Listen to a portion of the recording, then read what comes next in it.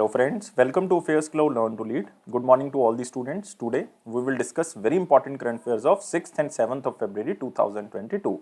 You can see two best images of the day, but today we will discuss very important as well as most important current affairs. So watch this video till last. But I am requesting you all the students that you have to download our application Careers Cloud from the description box link. After that, log in with the email ID, then click on this crack current affairs section to subscribe our current affairs for 1 year as well as for 2 years. Both the subscription prices are very much low. But how we are covering this current affair? We are providing you daily section. In the daily, you will see three things. One is detail, second is question and answer format, and third is the quiz section which you can attempt on our application on daily basis. Next is the weekly section. Again, you will receive three things. One is detail, second is question and answer format, and third is the quiz section which you can attempt on our application on weekly basis. Most important section is the monthly, and we are providing 4 type of PDFs. One is detail, second is question and answer format, third is best 100 current affair, that is also provided in the form of question and answer, and fourth one is pocket PDF. It means 2-liners and the 3-liners current affair will be provided to you so that you can revise these current affairs in quick format before your exam. But to enhance your performance further, we are providing 20 most important topic wise PDF. It means if you want to cover one particular topic, then you can use this topic wise PDF. If you are a banking student, we are providing 3 things. One is detail, second is question and answer format, and third is the quiz section. But all these 3 things are only related to banking and economy. And you can attempt this quiz only on our application on monthly basis. If you want to cover all the past current affair of 2021 just from single PDF, then you can use this exam PDF. We are providing detailed budget and economic survey. Expected question and answer will be provided to you so that you can recall that examiner can make these type of questions from budget and economic survey. If you are appearing for your respective state exam, then we are also providing you state current affair, and we are covering every state and union territory. So all these things comes under only one subscription. You have to just download our application Careers Cloud from the description box link. After that, log in with the email ID, then click on this crack current affair section to subscribe our current affairs for 1 year as well as for 2 years. Both the subscription prices are very much low. But if you are a new student, you are just starting your preparation, then I am advising you to subscribe for 2 years. And we are providing 10% extra discount on both subscriptions if you use this code ASH10. And if you have any query, you can email us or you can call us on this number or email ID. So let's start 6th and 7th of February 2022 current affairs. But first of all, you have to like this video. You have to share this video as maximum as possible, and you have to subscribe this channel if you are new on this platform, and join our Telegram group from the description box link so that you can receive the notification on time. Here is the first question in the most important section. Who is appointed as the chairperson of most important organization, which is University Grants Commission? And answer of this question is Jagadish Kumar. So answer of this question is D. So he is currently serving as the Vice Chancellor of Jawaharlal Nehru University. M. Jagadish Kumar was appointed as the chairperson of the University Grants Commission, and he is appointed for a time period of 5 years or the age of 65 years, whichever is earlier. It means he is appointed for the time period of 2022 to 2027. And before the M. Jagadish Kumar, Professor D.P. Singh was the UGC chairman who resigned in the December 2021. So after that, this position was vacant. So now Jagadish Kumar became the new chairman of University Grant Commission. But you can also remember the history of University Grant Commission, that in 1944, one commission report which is known as Sargent Report. This is known as Sargent Report. This is the first time that this report proposed the formation of national system of education in India. Then in 1948, like after 4 years, the University Education Commission under the chairmanship of S. Radhakrishnan, Dr. S. Radhakrishnan, who was the first Vice President of India, recommended the formation of University Grant Commission. So what is the work of this commission? The commission provides recognition to universities in India and disburse funds for the development of such recognized universities and colleges. So it was basically established in the year of 1956. So remember, the new chairman will be Jagadish Kumar, and earlier it was Professor D.P. Singh. But you can also see the other options here. But before that, you can see here the picture of Jagadish Kumar, who was Jawaharlal Nehru University Vice Chancellor but now become the chairman of UGC. And these options are like, first you can see here Pushp Kumar Joshi. He recently appointed as chairman and managing director of Hindustan Petroleum Corporation Limited or HPCL.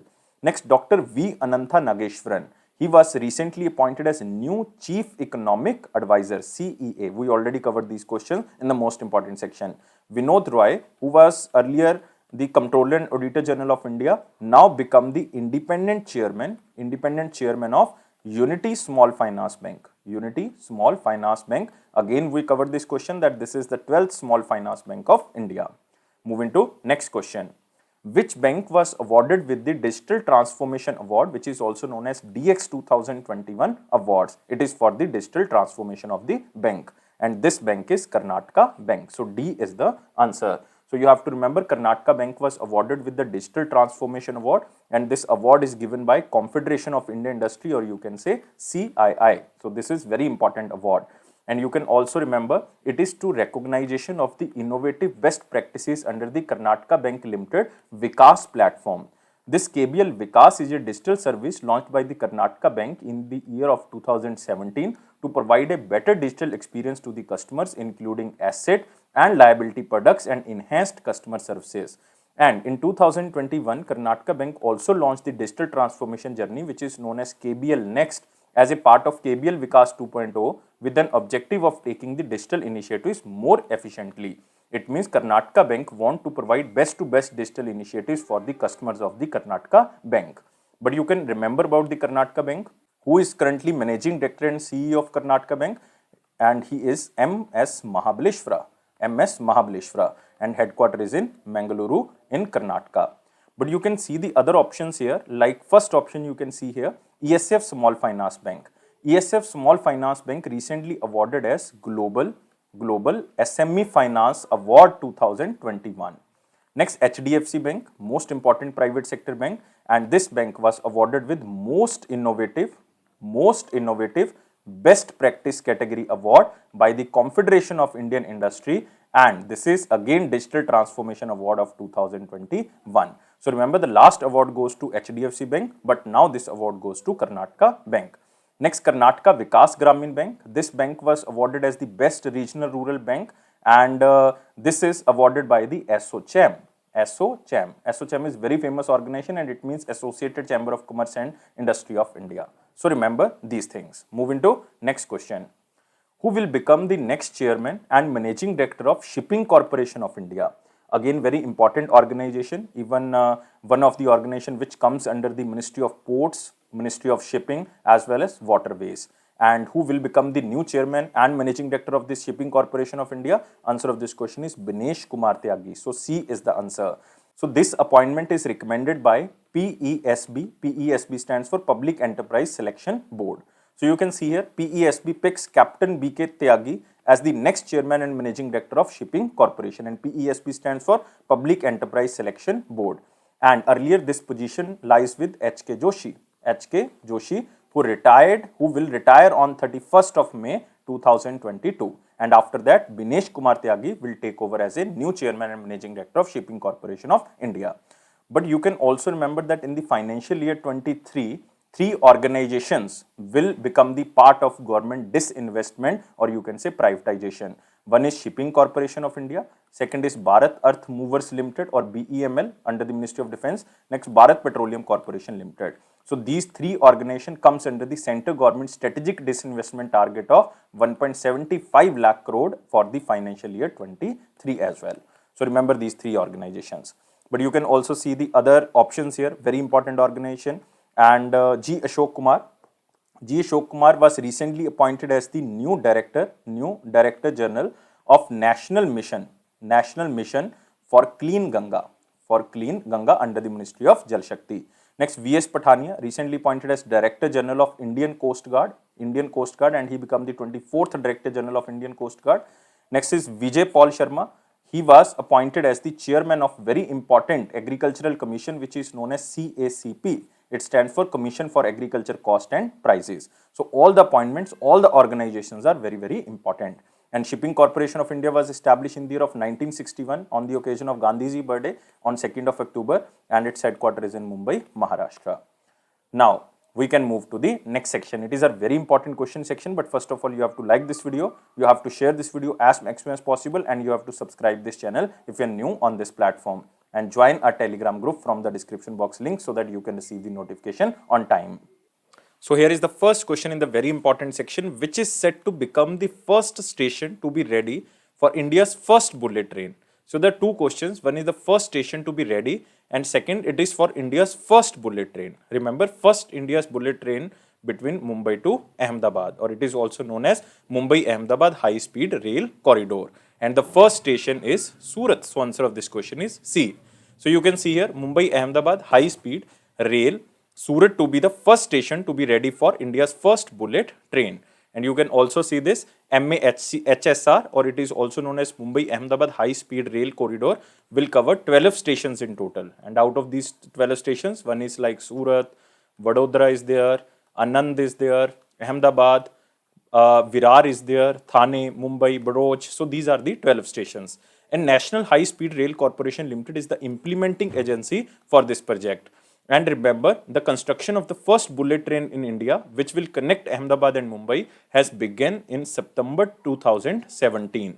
And it is total 508 kilometer long. It is high-speed rail corridor built with the support of the Japan government, and it is expected to be completed by the end of 2022. And the train will operate at a speed of 320 km per hour, and the maximum speed can be 350 km per hour, and it is the maximum design speed of the train. And the bullet train will reduce the travel time between Mumbai and Ahmedabad from 7 to 8 hours to 2 to 3 hours. So this is very important, especially who is traveling from Ahmedabad to Mumbai. And why it is very important for India? Because it will be completed with the help of Japan, and also it will improve the relationship between India and Japan. So moving to next question. IndiGo Airline has appointed whom as its new managing director? So remember the keywords here, IndiGo Airline and the new managing director, and new managing director will be Rahul Bhatia, and he is appointed for the time period of 5 years. So IndiGo, which is an Indian low-cost airline, has appointed its co-founder and promoter Rahul Bhatia as the new managing director of IndiGo with immediate effect for a period of 5 years. So as the managing director, Rahul Bhatia will oversee all the aspects of the airline and lead the management team. You can also see here the picture of Rahul Bhatia. IndiGo appointed co-founder and promoter Rahul Bhatia as the managing director. And you can also remember that Rahul Bhatia will aim to transform and focus on expanding IndiGo presence in India and in the international market and building for the long term. And remember, the CEO of IndiGo Airline is Ronjoy Datta. Ronjoy Datta. He is currently the CEO. And new managing director, Rahul Bhatia. And headquarter of IndiGo is in Gurugram. Gurugram. But you can also remember the other options here. Like first you can see here, Vinod Kannan. Vinod Kannan appointed as the CEO of Vistara Airlines. Vistara Airlines.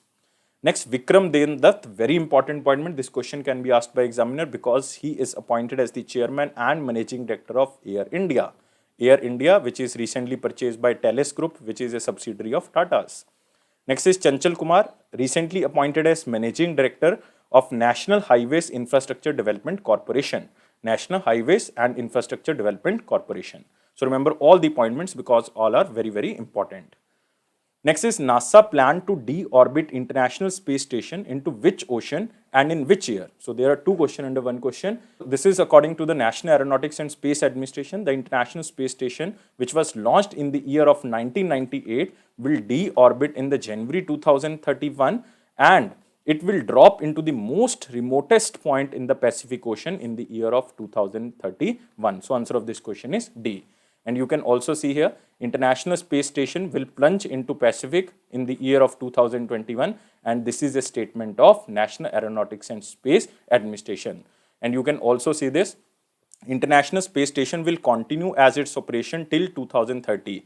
Earlier this was till 2024, but now it is extended till the year of 2030. Even NASA has also signed agreement with the 3 private organizations or the companies to launch commercial space stations for the use by the both private companies and the government astronauts. So that's why this announcement is very important, especially for the NASA. And NASA has announced a new transition plan for low Earth orbit science, which will launched by 3 companies. One is the Blue Origin, second is Nanoracks LLC, and third one is Northrop Grumman Systems Corporation. And they are expected to be operational by the late 2020s before the International Space Station falls into the sea. But the most important organization here is the International Space Station. Its currently director is Robin Gittins. And this International Space Station, about the size of American football field, orbits the Earth once every 90 minutes, and has been continuously occupied by the astronaut since November 2000. So this is very, very important. And the space station was originally intended to operate for just 15 years, but NASA extended its operation further till through 2030. So you have to remember, now it will work till the year of 2030. Even China is also building its own space station, and it will be completed by the end of 2022 or by the starting of 2023. So remember about NASA here, very important organization like ISRO. And NASA was established in 1957, but it started its operation in 1958. Its headquarters is in Washington, D.C., United States of America, and administrator is Bill Nelson. Now moving to the next question. Which company launched branded store Happy Shop? So keyword under this question is Happy Shop, and this company is petroleum company, and name of this company is Hindustan Petroleum Corporation Limited.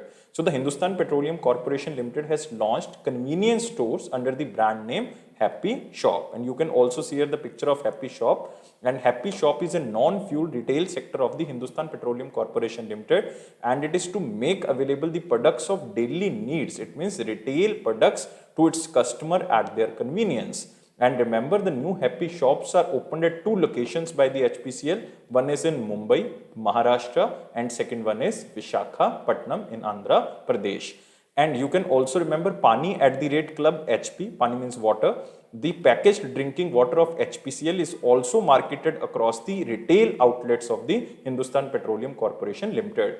Even the customers of the Hindustan Petroleum Corporation Limited will be able to browse and shop the goods through the Hindustan Petroleum application, which is known as HP Pay application. So you can also download this application to assess the daily need products of your home. So you have to just remember the question as same as in slide. This is Happy Shop and it is related to Hindustan Petroleum Corporation Limited. Now we are moving to the next question.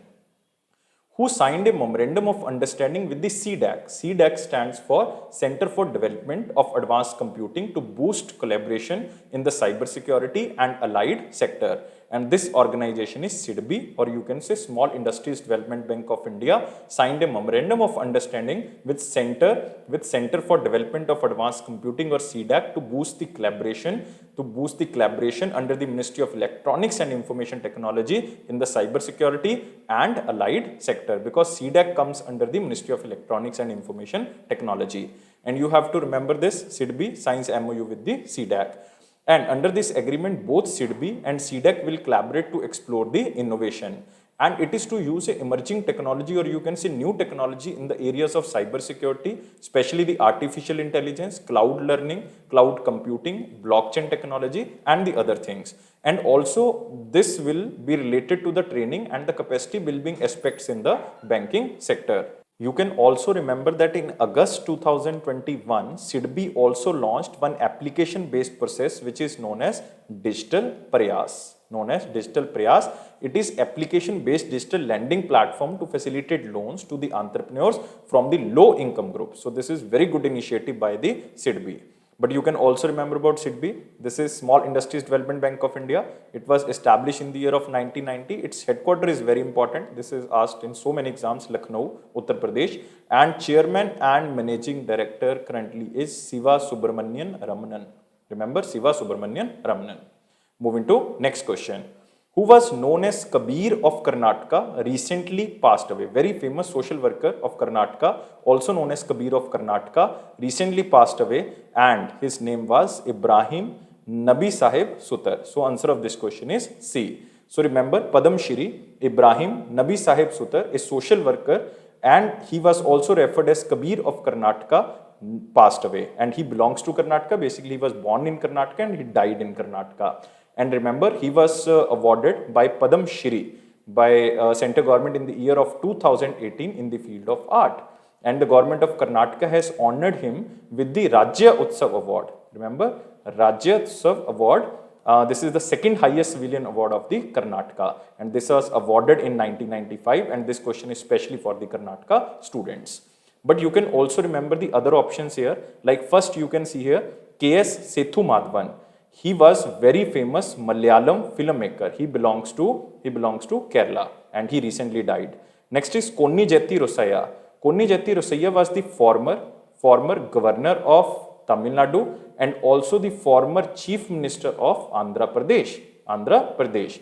Next is Konneru Ramakrishna Rao, and he was very famous educationalist, teacher as well as philosopher. He was also recently died. So you can remember recently obituaries. Now we are moving to the next question. Next is from picture. It is Google launched new Chromebook devices for teachers as well as for students. This is not question. This is basically for understanding and for information. So Google has introduced a new line of secure and sustainable Chromebook devices, especially for educational purposes. And the new Chromebook discovery page allows the search for device capabilities like graphic design and the lesson planning. And the Chromebook discovery page will also enable to find which Chromebooks features like long-term evaluation connectivity, improved video conferencing and camera-based document scanning. And the devices with updated programs, resources, Chrome operating system, advances with play a major role in the classroom and support 50 million students and teachers to learn and collaborate from any location. And Chromebooks run on Chrome operating system, a Google operating system based on the Google Chrome browser. So just remember this question from the picture because it is not a question, it is just a information for you. Now we are moving to the next question. It is Salesforce Global Digital Skill Index 2022 and India tops on the readiness category. In the readiness category, India tops. So first of all, you have to remember that this index is released by organization which is known as Salesforce. It is a leading player in the customer relationship management, and this organization published 2022 Global Digital Skill Index, and it highlights the growing global digital crisis and also the need for action. And remember, the average global readiness score is 33 out of 100, but India's score is 63 out of 100, and India leads the digital skill readiness and has the highest readiness index among the 19 countries. It means this index ranked total 19 countries. And the 2022 Global Skill Index is based on the survey on around 23,000 workers across 19 countries about digital skills, including their impact on the future of work, concerns about job readiness, and the significance of the continuous learning. And according to the new report, in India, 72% of the respondents are actively learning digital skills to prepare themselves for the future work. And around 66% of the respondents in India feel equipped with resources to learn digital skills. And 54% of the respondents from India wants to learn new skills to support them to grow their current career. Globally, it is 51%, but in India, this percentage is 54%. So overall, you can say India is adapting the digital skills, and also India is ready for the future digital skills and want to prepare for the futuristic role, especially in any pandemic time period. So just remember again the question from the slide. Moving to next section, it is an important question section, but first of all, you have to like this video, you have to share this video as maximum as possible, and please subscribe this channel if you are new on this platform and join our Telegram group from the description box link. Here is the question. ICICI Bank raised stake in India's International Clearing Corporation at GIFT IFSC City to how much?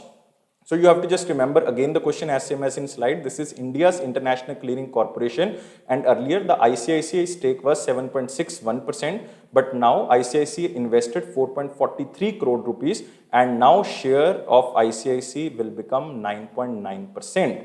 So after this investment, ICICI Bank shareholding increased from 7.61% to 9.90% of the equity share capital in the India's International Clearing Corporation. But first of all, you have to remember what is this organization. So this is India's International Clearing Corporation. It is India's first international clearing corporation, which was set up at GIFT City, or you can say Gujarat International Financial Tech City, in September 2016. And it clears and settles index and single stock derivatives, commodity derivatives, currency derivatives, and the debt securities. So again, you have to remember the question as same as in slide, but you can remember about ICICI Bank here. ICICI Bank was established in the year of 1994, and its headquarters is in Mumbai, Maharashtra. Managing Director and CEO is Sandeep Bakshi, and tagline is Hum Hai Na Khayal Aapka. Hum Hai Na Khayal Aapka. Next is one-liner important point. Here is the first point. We already covered this point. Vice Chancellor of Jawaharlal Nehru University, Jagadesh Kumar, appointed as the Chairman of University Grant Commission. The first question of the day. Google launches new Chromebook. Again, we covered. Next, Jitendra Singh inaugurated a program of CBC. CBC stands for Capacity Building Commission, and name of the program is Innovation in the Public Administration. So first of all, you have to remember this Capacity Building Commission. So it ensures transforming the Indian civil servants learning ecosystem with the objective to enable a smart, accountable, citizen-centric and effective public service. So this is Dr. Jitendra Singh, who is the Union Minister of State, Independent Charge of Science and Technology, inaugurated Innovation in Public Administration program, specially to identify successful innovation in the public service pioneered by the civil servants. Even some case studies were also released for the future capacity building programs. Next is veteran Sri Lankan cricketer Suranga Lakmal to retire from international cricketer after March 2022. So just remember the name of the player. He is 34-year-old, a veteran Sri Lankan cricketer, announced retirement from the international cricket after Sri Lanka tour of India, which ends in March 2022. And he made international debut in 2009 and he has played 68 test matches and 86 one-day international.